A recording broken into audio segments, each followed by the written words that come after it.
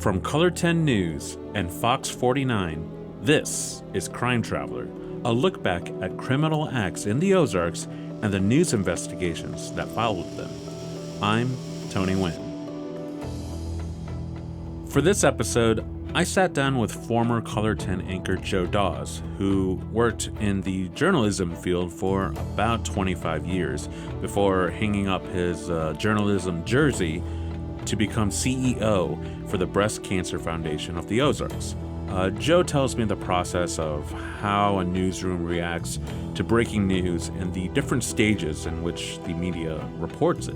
We also spoke about his experience being a witness for a death row inmate's execution. So this episode, we talk about Walter Barton and the execution of reporting. We are here with Joe Daues, a local legend, a guy that's just kind of been all around the city. You might have heard his voice. You've also seen him on TV. And currently, he is the CEO of the Breast Cancer Foundation of the Ozarks.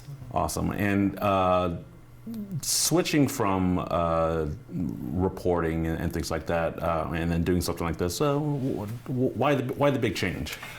Well, years ago when I married my wife, who was also a journalist, and we had our chance to do anchor together, which was always our dream when we met.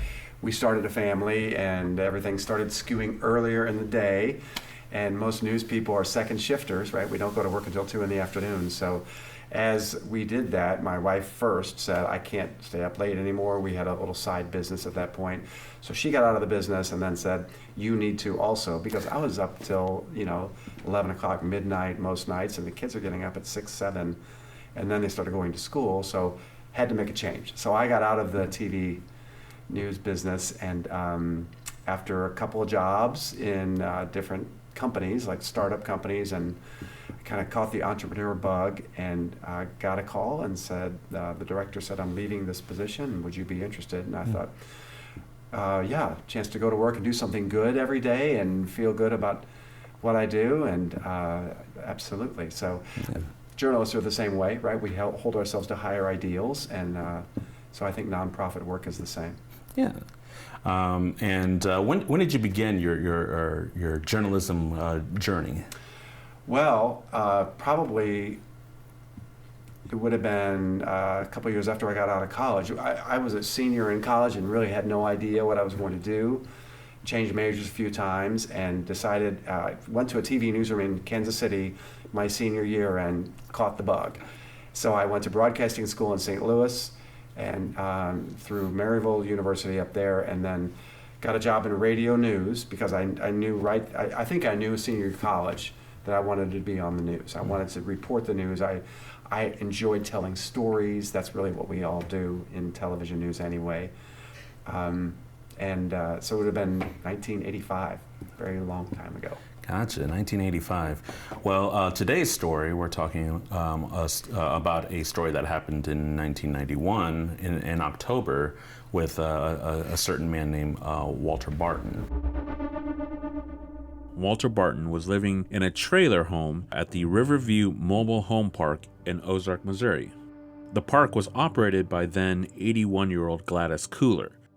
Gladys was a busy person at the park. Family, friends, tenants, and business partners would make a constant stream of visits to her. And on October 9th, 1991, Barton was one of those visitors. Gladys had visits from Carol Horton, one of the tenants of the park, who often helped Gladys with errands and chores because she was limited to moving around because she was with a cane. The next few visitors were Bill and Dorothy Pickering, the owners of the trailer park, who just came by to pick up some rent receipts. And lastly, it was Walter Barton, who was in and out of Kuehler's trailer that day, stopping by just to ask to borrow some money. Now, Gladys was last seen at 2:45 p.m. by Ted and Sharon Bartlett, just former residents of the trailer park who just happened to stop by to visit Kuehler. And according to court records, family and friends made several attempts to try to reach her after 3 p.m., but couldn't get an answer on the phone or the door. So about 7:30, Kuehler's granddaughter, Deborah Ann Horton, flagged down a police officer who would later call a locksmith to open the door of Kuehler's trailer. Court records say Deborah, Horton, and Walter Barton found Kuehler's body in the bedroom. Her body was partially nude, laying on the floor between the bed and the wall. She had been brutally attacked with a knife. Her throat was slit. She had been stabbed more than 50 times, including 23 in the back. There were also 2 X-shaped slash wounds to her stomach. Barton was almost immediately a suspect after small blood stains were found on his clothes, and DNA testing determined one of the stains was Kuehler's blood. Now, Barton argued that it must have gotten on his clothes when they discovered the body. He did, however, admit that he answered the phone in Kuehler's trailer about 3:15 when the owner of the trailer park called for her. Apparently, he was going to be evicted for not paying rent days before her death. Do you remember this story at all? Oh yeah. I was at KTTS at the time, and I don't want to take anything away from KT right now, but as a radio news station, we were probably, in our opinion, and it was generally accepted in the Springfield or Southwest Missouri area, that we were the crack news team in the area, and won awards from the state every year, won national AP awards, the Associated Press. So we were on it, and we were all about breaking news, and we often individually slept with our scanners on. You know, most of us were young men and women, and early in our career, and just ate it up. And whether it was a car crash or an emergency of some sort or some kind of crime, we had to be the first there. That was our key, and generally we were. Yeah.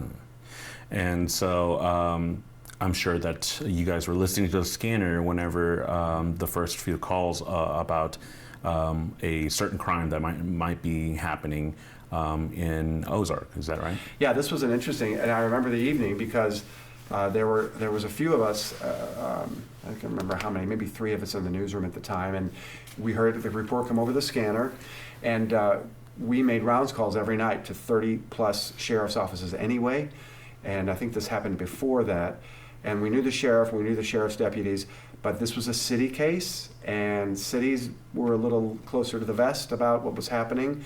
But back in the day, if there was something sent out over the scanner, it was before trunk lines, so generally you could hear what was going on, or who was going, or where the ambulance was headed.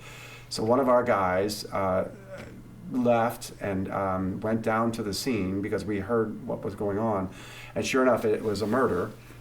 We found out, so we started reporting every half an hour from then on. I think did it all night because that's how we did it back in the day, and we did live reports from the scene, and it ended up being the Walter Barton and Gladys Kuehler case.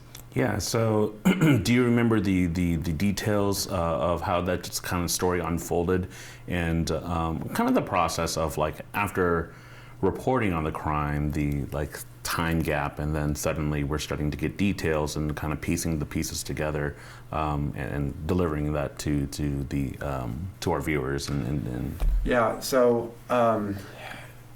it's an interesting process in news, right? The details that we get or that we're given, they're really sketchy and brief, and there's not a whole lot of detail in the beginning ever. We generally know that one person is dead. They will tell you it's a homicide investigation. That way you know it's not a suicide or some kind of an accidental death. And those are the only things you're really able to report in the beginning until you maybe get around there and start interviewing people, in this case in the mobile home park, that may know, okay, whose trailer is that, and who did you see being taken away in handcuffs. So then you start to learn some things, like a man that was living out of his car then, and maybe the person that was well known in that mobile home park. And this was a small community. Ozarks a smaller community, and this little neighborhood was pretty tight. So a lot of people knew those things. So those details came out sooner than later, just because most people are willing to tell you a little something about that, of what they know, before it becomes official knowledge. And during this time too, do you feel like we as journalists also hear a lot of like rumors and things from like neighbors and things like that, and like, you know, there's a lot of times where people who will contact us and like, I know everything, I know exactly everything like that, and you know, sometimes we report that, sometimes we don't, and why do you think that you know, we don't report every little report that that's given to us? Well, that's the job, right? You go out to these scenes, whether it's a business groundbreaking or a murder. I mean, and everything in between. That's the job of a reporter, is to go out and find the facts. And facts in a developing news case or a breaking news situation like this come in from all kinds of angles. Like somebody standing in the shadows says, "Yeah, this is exactly what happened." So you have to, you know, use that with a grain of salt. We often, and this varies from organization to organization. This is why it's such a gray area. But you try to get a fact verified by an independent or a professional source. So if someone says that's Gladys Kuehler's trailer, then you would go, and I don't remember if we had it back then, but I think back then you could look up or find addresses, mm-hmm. and you could, you know, check it that way. Or even back in the day, we would look in the phone book. Now it's the internet. It's way easier because mm-hmm. you can go online and look at property records and things like that. Yeah. Or you can just ask the police, is that Gladys Kuehler? And then you will know if they would say, because we know back in the day we had a relationship with all the law enforcement, and so they would say absolutely not, or they might say we cannot confirm nor deny, and so then you would report that it's been suggested that it's a woman that many people know here, but before you say a name on television mm-hmm. or on the radio, or definitely reported on the news in the newspaper, you need to have that confirmed independently. Mm-hmm. The worst thing that can ever happen is for someone to find out a relative is dead by watching the news. Yeah. That's absolutely the worst, and that's why there's this identification process that called next of kin notification. The Highway Patrol goes through it every time when there's a crash on the interstate or the highway. PDs do it, the county sheriffs do it, and that's the attempt to make sure the family knows what happened to their loved one before the news starts to say anybody's name. Yeah. And so I mean, that process is, we all learn that, whether we go to journalism school or we learn on the job, but we learn that that's a very specific process. It's one you don't take shortcuts on, because those who do get burned one way or another. They report the wrong name, they say it before all the family's been notified, those kinds of things. So, you know, it's an ethical call all the time, and one that I hope is still being made around TV newsrooms and definitely in newspaper and radio newsrooms, that, you know, minimize the harm to people. And what's the good in the public knowing this? Do they need to know it right now? Is it important to say somebody's name the evening that they're killed? Or should you wait until you can hear it and get it confirmed by the law enforcement agency? Those are the kinds of things that happen behind the scenes that most people who are not into journalism never really know or can appreciate. Gotcha. Yeah. So with some facts confirmed by police, and maybe even going for a little bit further in history and actually getting to trial, from your recollection, what do you recall the sort of timeline of what exactly happened in this story? Well, to be fair, I had to go back because this is decades ago. So I had to go back and remember, but this was an odd case from the get-go, just because of the varying stories and the evidence in the case, and it went through, I think, a couple of mistrials. There might have been a hung jury in there, if I remember, and even some overturned convictions. So before we started the camera, I was telling you this was a time of the history of Missouri in the Attorney General's office of prosecuting cases, that there were some star prosecutors, some amazing litigators, kind of like some of these guys you'll see on TV shows. Matlock, that's one of the ones I was thinking of, that were great showmen, and they could convince a jury what happened. And some of those cases, several of them had been overturned from that era. And I think the Innocence Project, which is an organization that advocates on behalf of people on death row or who they believe have been wrongly convicted, still takes up the case of Walter Barton. So this went to the State Attorney General's office. They prosecuted the case, and it went through a lot of different hoops before they actually got a conviction. And then, many, many years after that, because the appeals process, once you're convicted and sentenced to death, is a very long one. And intentionally so, as it should be, because you don't ever want to put someone to death or in prison for the rest of their life wrongly. So, but this case went through a lot of different days in court, if you will. Sure. At least 4 that I know. Yeah, so I guess the story is pretty much in this Ozark mobile home park that a stabbing had occurred, and Walter Barton supposedly murdered a 81-year-old woman named Gladys Kuehler, right? And at that time, it seemed pretty straightforward. But as you're saying right now, you kind of did the air quotes for evidence and things like that. Like, what do you recall? What wasn't so straightforward? Do you believe that it was just that Matlock, real sweet talker, that was just able to hold on to this in particular part of just like, you did this, or I know that this person did this because X, Y, Z, and just was able to lawyer this tale? I've covered enough murder trials and murder scenes, and then the fruition of that and execution to know that sometimes all fingers are pointing at something, and connecting the dots is not as easy as it seems to the general public, or even to those of us who are not in the business of litigating, right? We're not lawyers. So, there was blood on his shirt, for instance, but he also pulled someone off the body. So I think even the prosecution admitted that blood did not come from blood spatter, which would happen when you're stabbing someone. This was a particularly heinous stabbing. I think she was stabbed something in the neighborhood of 50 times. Her throat had been cut all the way across, so it was really graphic.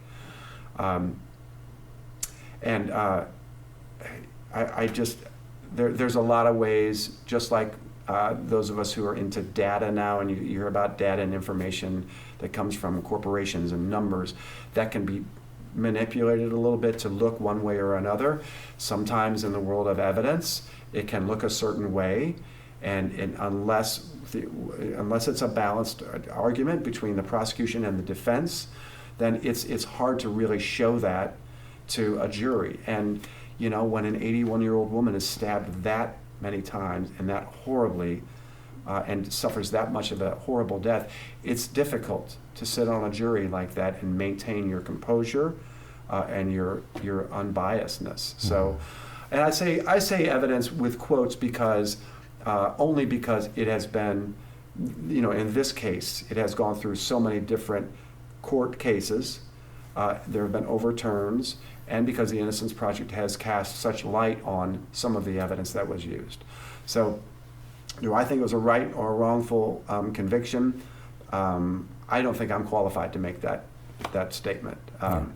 But, the fact is, a jury and a judge saw the case and made the conviction at the end of the day. Yeah, and so they ended up putting him to death. We, the jury, find the defendant, Walter E. Barton, guilty of murder in the first degree, as submitted in instruction number 7, and signed by the foreperson. There was no evidence saying I was guilty. Following up on a scheduled execution in Missouri, Walter Barton was put to death tonight by lethal injection. He was convicted of killing Gladys Kuehler, an Ozark woman in a trailer park that she managed back in 1991. Barton maintained his innocence, and the case was tied up for years due to appeals, mistrials, and 2 overturned convictions. Barton's death is the first U.S. execution since the coronavirus pandemic began. you never forget cases like this that you cover. But I'm pretty sure Governor Parsons was in office, so it's been recent. Yeah, and I believe the Innocence Project and everything also tried to contact him and be like, hey, let's give this guy another chance. And Parson went through with it, as it happened. Right. So you kind of mentioned that these things kind of stick with you and everything like that. And you, as the only journalist that I know has ever actually attended an execution before, do you recall the case and how all of that came together? Yeah, that's been, so in the mid-90s, I left my job at KOLR 10 and became the communications director for the state treasurer, who was then Bob Holden.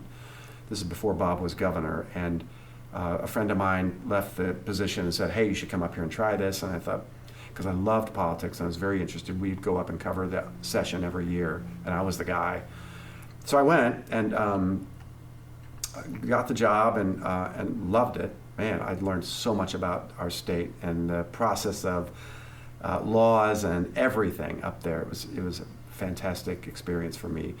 But one of the things that happened to me is the director of the Department of Corrections and the communications director asked once about being a state's witness on an execution. And that's not something people are definitely lining up to do. And so because I had covered so many cases from the actual scene of a murder through the courts, I had an interest to see, the end of the road, so to speak. And so I told them I would do it. And it was 93 or 94, and I'm thinking 93, there were a number of executions in Missouri. And 94, I think there might have only been one. But the inmate that I saw executed was from the Kansas City area, and it was a family murder. That's all I really remember about it. And I intentionally didn't really get into the case because I didn't want to know. I was there as a state's witness to the execution. So, and at that point, I had too much on my plate anyway. I was, was working in government, so that was over there. That was what I used to do. Mm-hmm. So I didn't really get into the nuts and bolts of the actual case. But I was invited to go down. It was in Potosi, and it was a gas chamber execution. Mm-hmm. And it was foreboding, I guess would be a great way to put it. It was really one of those things that kind of makes your skin crawl. It was a difficult experience. Yeah, can you kind of describe what was it like? Just the walk in. Well, there was the key, right? So, yeah. And it's in an execution, at least on one of these, I'm sure, because some people have been executed by firing squad out west, not that long ago. And then the electric chair, I'm sure, was very dramatic to be a part of and very jarring. But this was, once this man died, it was anticlimactic. I mean, I remember driving in, because it's late, they do it 1 minute past midnight, drove into Potosi, which is in the hills of southeast Missouri, and it was a foggy night, and I was driving, and you're going through some back roads, and you're out in the country. Mm-hmm. And I remember going through some hills and then seeing this huge thing of light over the next hill, out in the middle, literally in the middle of nowhere. So I drove up, and there it is. There's the prison gate. So I went in, and then I had to show my ID, and you go in, and the gates start closing behind you as you drive in. And there's no one in sight, not a peep, but it's lit up like a Christmas tree. It's so bright. And when you're behind the razor wire and 3 different kinds of fences, you're in, right? And so I was walked down into the facility, and every time you go through, you hear another gate or door close electronically behind you, and the whole place shakes. And it's intense. It gives you, I can remember the feeling. So we would go down, and we went down, I don't know how many levels. We ended up going down several levels to the basement, I suppose. And that's where this was. And then we were there with, I was there with other state's witnesses. So we were all kept in the same area, and I knew somebody that was another state's witness. and it's very awkward, as it should be, right? You're about to see someone die. So I mean, there's a mixture of reverence because this person is going to lose their life, and just it's hard really to describe. You just have this feeling of this is very awkward and odd. I don't want to say anything. I'm not sure what to say. And then you go in, they lead you in. Actually, if I remember right, the Department of Corrections director spoke to us first and told us how it was going to happen. And then we were led into a room. It's a very small room, and there was a row of chairs and then a little riser and a row of chairs behind us. So there were only 6 or 8 chairs in that section. And it was almost like a hall closet, like a longer hall closet. And there was a window in front of us with a shade drawn on the inside. And a DOC guard was in there with us. And so we had no idea, we had no reference to anything. And then we sat in there and waited.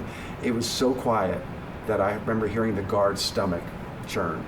It was that quiet.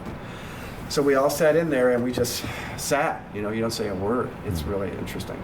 And then I forget what time it was, but there was a clock on the wall, and they pulled the curtains back, and we were happening to sit on his left side, and the prisoner was laying on a gurney, and almost as if he was like this, and he looked over to us from the side. So we were on the side of him, down his left arm, if you will, and then we noticed at the same time curtains were pulled at his feet, where there was another group of people, and on the straight across from him, where his family, and I think Larry Rice was there, so a family minister or anybody advocating or there in support of or on behalf of the person being executed, sits across from the state's witnesses.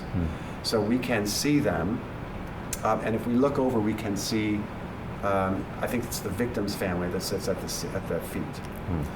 And I don't believe there was anybody in there with him, but he's laying there under a sheet, and there's some tubes that you can see for his IV that go through a hole in the wall behind his head, and then behind him, in that part of the room that's walled off, is where the machines are that administer the lethal doses. And so once that happens, there's 2 lights. I think they're in his room. I don't remember the color actually, but one light goes, and that's when they administer the first dose, and then the second dose actually stops the heart.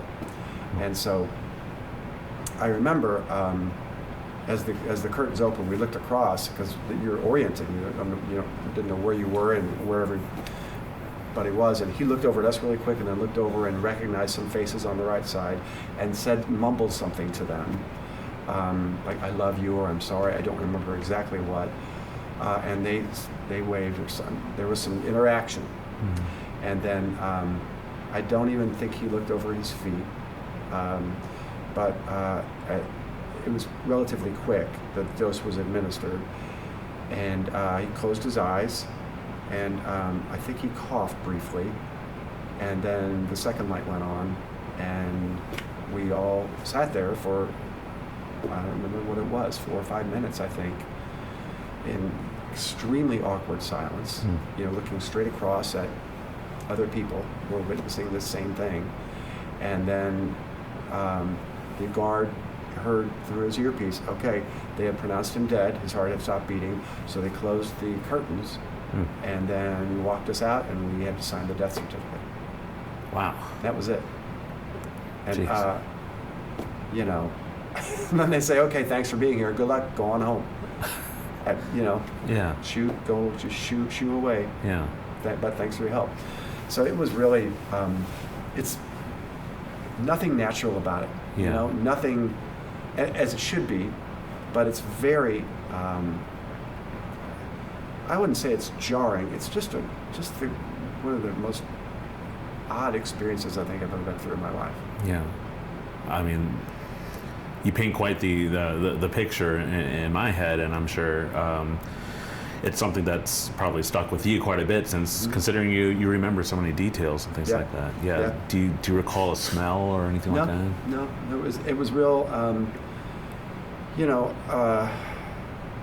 and I've never been in prison, so I don't really, actually I have been in the maximum security up in Jeff City.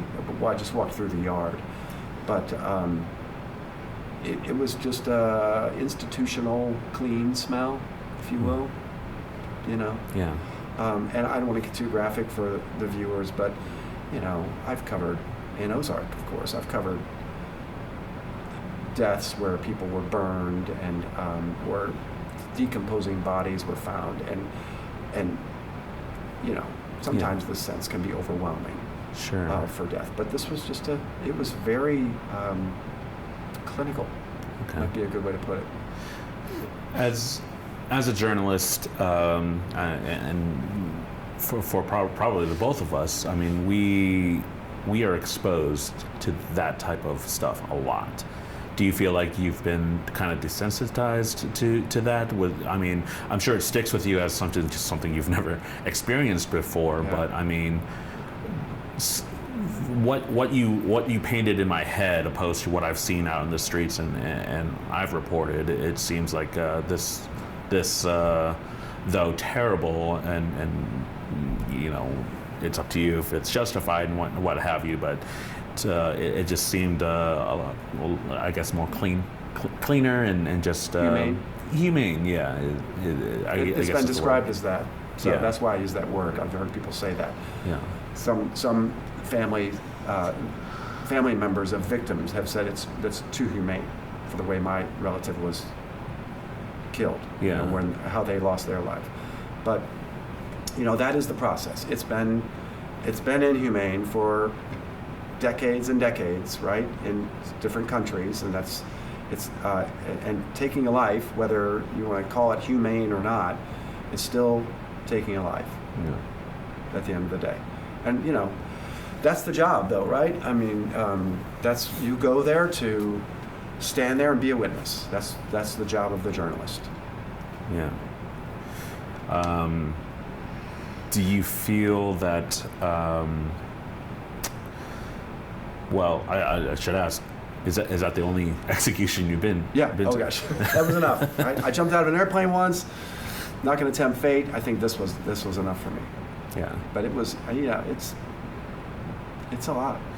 I mean, is this something that I only ask, like, because we're journalists and that we're kind of used to this kind of stuff? Like, is this a normal civilians, you know, like I know people will have to do that as, you know, state representatives and viewing like that. I mean, do you feel like, you know, you were the best person to kind of witness something like this just because of your Well, I'll tell you, positions? so just because of my career before, because I had spent 5 years of radio news and then a year and a half or so at KOLR 10 before I went up there, and then I was only in the treasurer's office for less than 2 years, and I came back to be the weekend anchor, and that's how my on-air career really blossomed when I came back in Springfield. But I did it partly because Bob Holden at that point was wanting to be governor. So his goal was to be governor of Missouri. So when I went up there, he had me set up these series of town hall meetings all around the state, and it was partly to talk about the budget, but I mean he wanted his name out, and that was part of that. That's what you do when you're in statewide office, right? So you get out, you meet with your constituents, you talk about the problems they have, and then see if you could be a solution to that. So we were doing that, and but I knew Bob's motives, and that's fine. That's probably everybody who goes into those offices has something like that. So I remember talking to Bob and saying, because he knew Dora Schreier was the name of the director of the Department of Revenue. I just remember that now. And I remember saying, I'm going to do this. I think you should do this. He said, I have no desire. I said, at some point in your life, and I don't think he did now that I think about it, but I said, if you're governor, you may be called upon to say yes or no. So you should know what's involved. So that was one of the reasons I went. I said, I will go and I will tell you what it was like, but you should go yourself. And I think even afterward I said, you need to go see this. But I don't think he ever did. Gotcha. Gotcha. Yeah, I mean, and I think I did this in another interview that I did for you guys, but you know, and I'm an emotional person, so I'm getting emotional talking about it. Yeah. Not really because of the actual event, but just because I think people in that position should know what they're saying yes or no to, right? So I felt very strongly about that with Bob, and I honestly don't remember if he ever did. I don't think he did. Most politicians and most people in that kind of position don't. I mean, it's a big decision. It's a very, very, very big decision. Right, but they don't know. Yeah. I mean, they've never attended anything like that. Probably out of self-preservation. I mean, look at me. I've spent what, 20 years, and still brings back some emotion. Yeah, for sure. But that's what you live with, right? That's what we see, and our goal is to witness that and then say to the public, this is what it's like.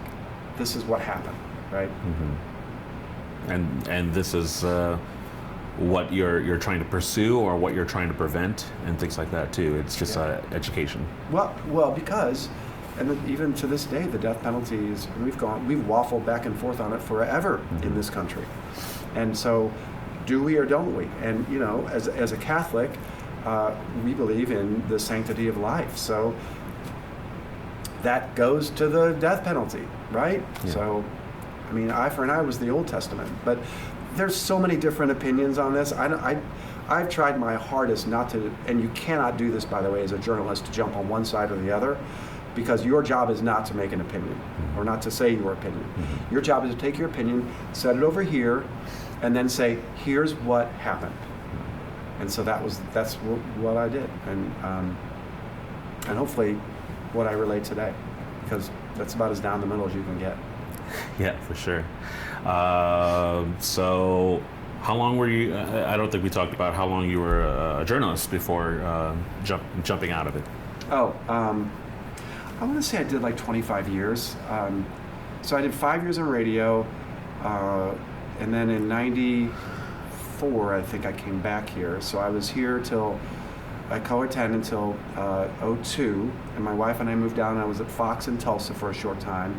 Came back, was out of TV for a while, became the co-anchor with my wife at KSPR, and that was another 6-year stint. So I think a couple decades, somewhere in that neighborhood. Yeah. Enough to get a good taste. Yeah. Any plans of returning? No. You know, once you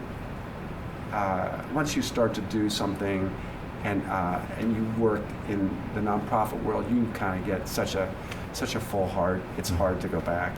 Sure. But I'll tell you, my wife and I started a business some years ago, and I've kind of got the entrepreneur bug. And I like business, and I sort of kind of moved into the business world a little bit with my interests. But I'll always be a journalist at heart. I mean, I gave you guys a story last week, and you know, things happen, and you don't live that life for that long, and be into it so much and just completely divorced from it. So you know, when fire trucks go by, I want to know what's happening, right? When I hear the inside scoop, I think, oh gosh, I'd love to tell that story. But you know, as journalists, when you're told something off the record, or you're shared something that can't go anywhere, and that's the caveat, then you don't say it. Yeah. Right? And so over the years, I have had to become a keeper of some secrets, right? Like we all do. But there are some that, and in a professional relationship, that's all you've got as a journalist. You have your word. Because if you drop your word, then you got no trust, no one's going to talk to you, and why should they? Yeah, sure. So, yeah. It's nice to be back, though. Thanks for asking me. As difficult as the conversation is and the topic is, I think it's something people need to hear. No one will, I mean, probably out of 100 people watch this, probably none of them will ever attend an execution. Yeah. So those are the kinds of things that happen in our world that we need to be aware of. Yeah, for sure. All right. Well, Joe, did I miss anything? Anything else you want to talk about? Don't get me started. All right. Well, thank you so much for coming down to the studio. You're awesome. You're one of my favorite people, and thank you so much for Joe Daues. I'm Tony Nguyen with Crime Traveler. We'll see you the next time. Crime Traveler is a Color 10 News and Fox 49 podcast. For exclusive video from the Color 10 News archive related to this story and more, go to ozarksfirst.com.